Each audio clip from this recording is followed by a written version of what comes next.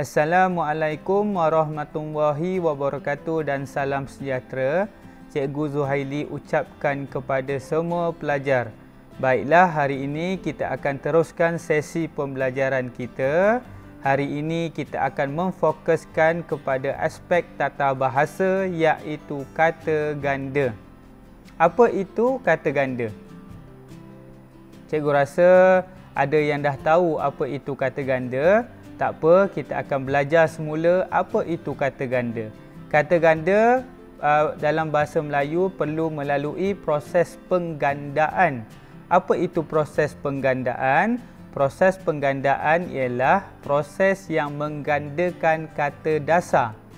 Kata dasar dalam bahasa Melayu boleh mengalami 3 jenis penggandaan. Ada 3 jenis penggandaan dalam bahasa Melayu. Yang pertama adalah penggandaan penuh, yang kedua penggandaan separa dan yang ketiga penggandaan berentak. Ingat tu je. Kalau dalam bahasa Melayu, proses penggandaan ada 3 jenis sahaja, iaitu penggandaan penuh, penggandaan separa dan penggandaan berentak. Kita akan pergi satu persatu untuk setiap jenis kata ganda. Okey.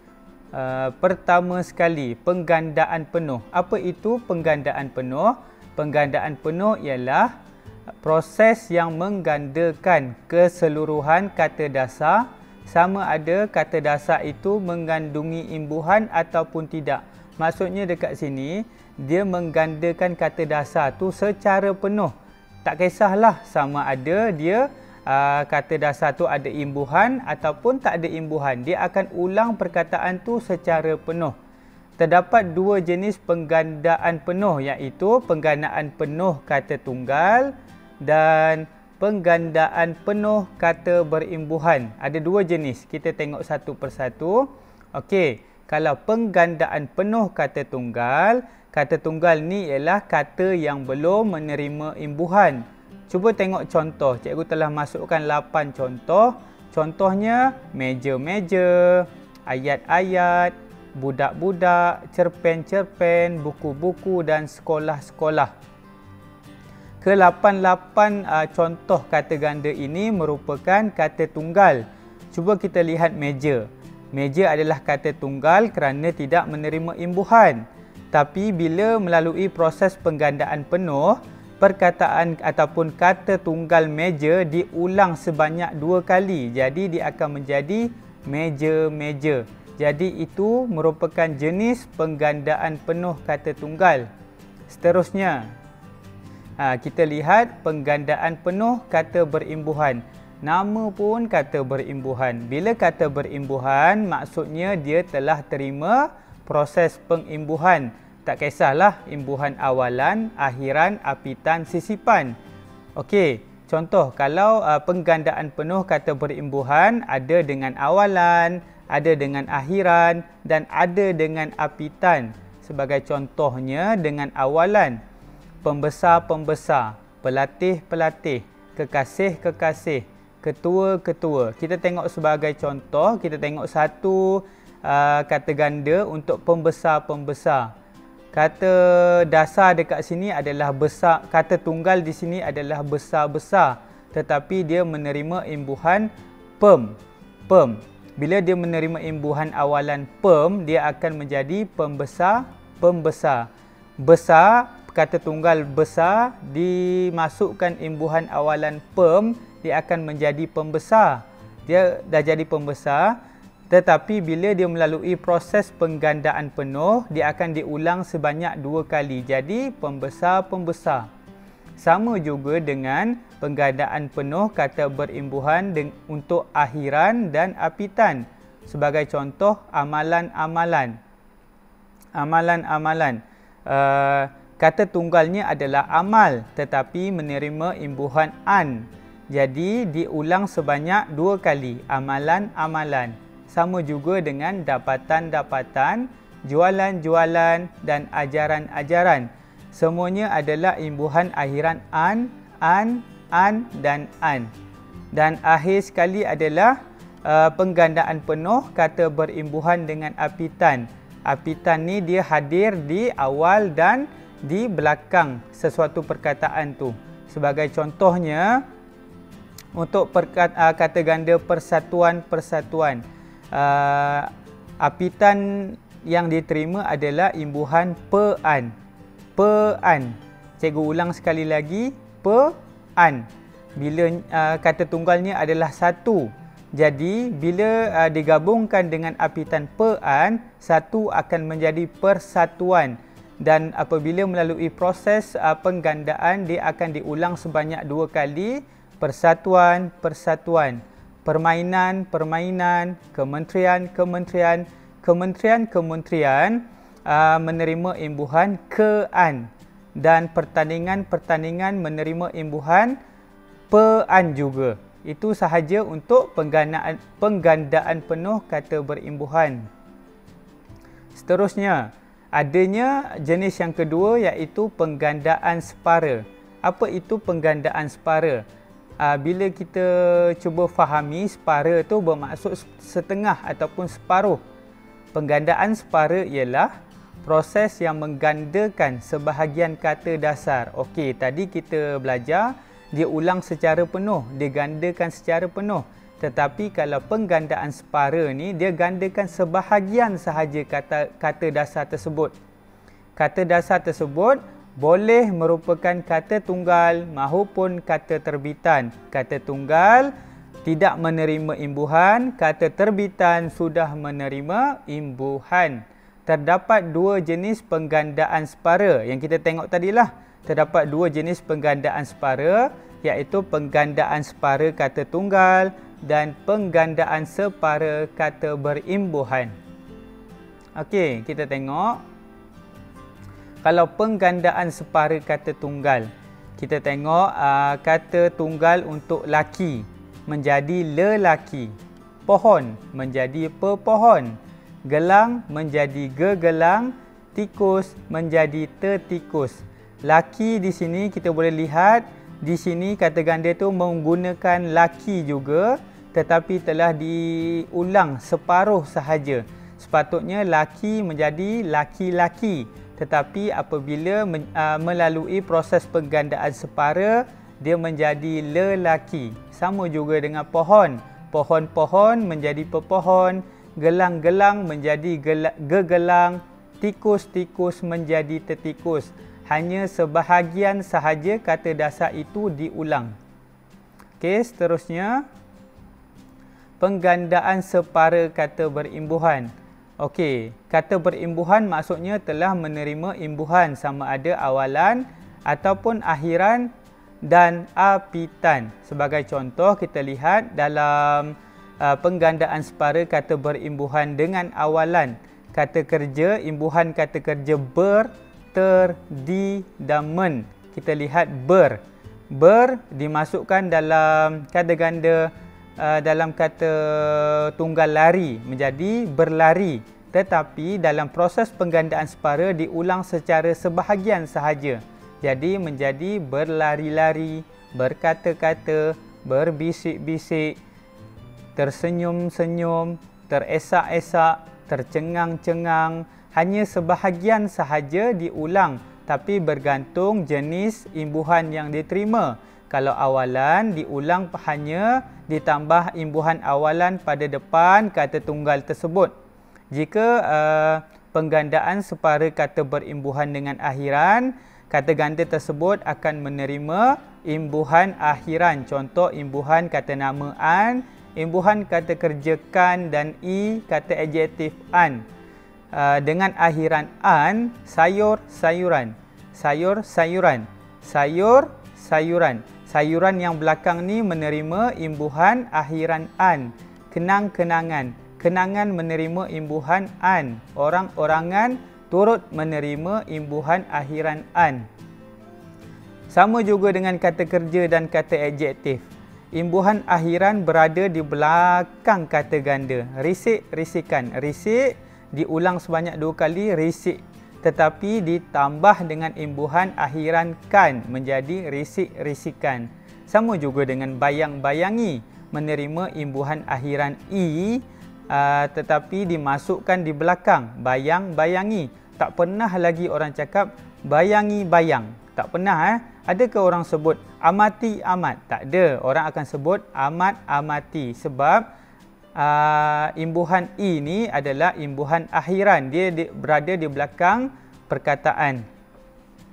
Okey, seterusnya kita pergi untuk penggandaan separa kata berimbuhan dengan apitan.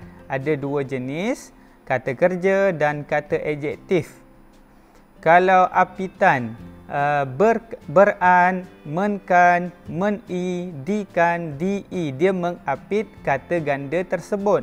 Kata ganda di sini contohnya bersalam-salaman. Kata ganda di sini adalah salam-salam. Tetapi apabila melalui proses penggandaan separa berimbuhan, beran dimasukkan dalam kata ganda tersebut menjadi bersalam-salaman. Sama juga dengan berkasih-kasihan. Kasih-kasih merupakan kata ganda tetapi dia menerima imbuhan apitan beran. Jadi dia menjadi berkasih-kasihan. Sama juga dengan kata adjektif, kean. Kita lihat contoh kata ganda, kekuning-kuningan. Kata ganda di sini adalah kuning-kuning. Tetapi apabila melalui proses penggandaan separa, dia menjadi kekuning-kuningan. Adanya apitan yang mengapit kata ganda tersebut kean. Okey, dan jenis yang terakhir adalah penggandaan berentak. Apa itu berentak? Hentak kaki ke cikgu? Okey, kita cuba fahamkan. Penggandaan berentak ialah proses yang menggandakan kata dasar mengikut rentak bunyi tertentu dalam kata dasar tersebut. Cikgu, bahasa Melayu pun ada belajar pasal bunyi ke? Kita nak belajar pendidikan muzik ke cikgu? Okey, tak apa. Kita cuba fahamkan dulu. Dia cakap ada kaitan dengan rentak bunyi tertentu dalam kata dasar. Seluruh kata dasar akan digandakan dan bunyi-bunyi tertentu diulang atau diubah. Maksudnya di sini dia bermain dengan huruf lah. Bunyi itu kan datang daripada huruf. Seterusnya, untuk penggandaan berentak ni terdapat 3 jenis. Jenis yang pertama adalah penggandaan berentak pengulangan vokal. Vokal tu A, E, I, O, U. Kedua, penggandaan berentak pengulangan konsonan. Huruf selain A, E, I, O, U. B, C, D, K, semua itulah kan. Dan yang terakhir adalah penggandaan berentak bebas. Maksudnya bebas macam mana? Okey, kita akan pergi dan pelajari satu persatu. Okey, penggandaan berentak pengulangan vokal. Vokal tu apa? A, E, I, O, U. Okey. Penggandaan mempunyai ciri-ciri persamaan pada bunyi-bunyi vokal tertentu. Maksudnya dekat sini dia ada keharmonian vokal. Contohnya, ada kata nama, ada kata kerja, ada kata adjektif. Contoh kita lihat kata nama dulu. Kata ganda kuih muih. Kat mana sebenarnya dia ulang vokal ni? Cuba kita perhatikan. Dekat mana dia ulang? Dekat mana berlakunya pengulangan vokal? Okey, cikgu bagi awak masa dulu. Cuba tengok dulu kuih muih, lauk pauk, sayur mayur ni. Tapi kita fokus dulu kuih muih. Dekat mana dia ulang vokal? Huruf vokal kat mana dia ulang? Okey, cikgu rasa awak dah nampak. Dia ulang dekat huruf UI. UI. Tetapi konsonan K dengan H diubah. K diubah menjadi M, H tetap dikekalkan. UI sebenarnya. Pengulangan vokal dekat sini UI yang diulang sebanyak 2 kali. Kuih, muih. Lauk, pauk, AU, AU. Diulang sebanyak 2 kali. AU, AU. Sayur, mayur. S ditukar kepada M. Y dikekalkan. Okey, nampak tak kat sini? Berlakunya pengulangan vokal, keharmonian vokal. Ada ke orang cakap sayur mayar? Mana ada sayur mayar? Tak pernah dengar kan? Okey. Sedap ke? Sayur mayur, sedaplah bunyi. Tapi kalau sayur mayar, pelik bunyi tu. Tak tahulah bahasa apa kan? Okey, seterusnya kata kerja. Cerai berai. Dekat mana pengulangan vokal? E, A, I. E, A, I. Sama juga untuk gotong royong. di mana berlakunya pengulangan vokal o o o o o o. Yang lain tu semua diubah. Okey, seterusnya hiruk piruk. Di mana pengulangan vokal? I, U. I, U. H ditukar sebab apa? Pernahkah awak dengar hiruk hikuk? Mana ada hiruk hikuk? Hiruk pikuk. Okey, faham tak setakat tu? Okey, seterusnya pengulangan berentak, pengulangan konsonan. Tadi vokal, ni konsonan. Kalau konsonan maksudnya dia ulang balik perkataan ataupun huruf konsonan sahaja. Ada 3 jenis, kata nama, kata kerja, kata adjektif. Kita tengok satu persatu. Batu, bata. Dekat mana pengulangan konsonan? Awak jangan tengok yang vokal, awak tengok yang konsonan. Huruf konsonan. B, T. Diulang tak? Diulang balik. B, T. Tetapi batu menjadi batu batan. Vokal tetap diubah. Contohnya A ni sama tetapi U dekat belakang telah diubah menjadi batu batan. Kalau dikekalkan dia akan jadi batu batun. Mana ada batu batun? Sama juga dengan gunung ganang. Huruf konsonan dikekalkan. G, N, N, G, G, N, N, G. Yang diubah hanyalah U bertukar menjadi A. Sama juga dengan suku sakat. Sama juga dengan kata kerja dan kata adjektif. Dolak, dalik. DLK. DLK dikekalkan tetapi OA, AI diubah. Huyung hayang, munda mande. Kalau untuk kata adjektif, huru hara. Keadaan huru hara kan? Kelang kabut lah. Contoh, huru hara. H merupakan huruf konsonan, U vokal, R konsonan, U vokal. Apa yang dikekal, apa yang dibuang. Contoh, H dengan R adalah konsonan dikekalkan tetapi vokal telah ditukar kerana ini adalah proses pengulangan berentak, pengulangan konsonan. Hanya huruf konsonan sahaja dikekalkan. Dan akhir sekali adalah penggandaan berentak bebas. Maksudnya bebas ni nak cakap dia tak ada syarat, nak cakap dia main bantai je pun tak boleh. Dia kena ada keharmonian vokal. Dia kena ada keharmonian bunyi. Sedaplah kita dengar. Bukan main hasilkan je perkataan ni kan. Okey. Penggandaan ini tidak menggandungi ciri-ciri persamaan pada bunyi vokal atau konsonan. Maksudnya bila perkataan kedua, kata ganda tu, dia tak ada persamaan pada bunyi vokal ataupun konsonan. Contoh, kata nama, kata kerja, kata adjektif. Kalau kata nama, anak pinak. Apa kaitan anak dengan pinak?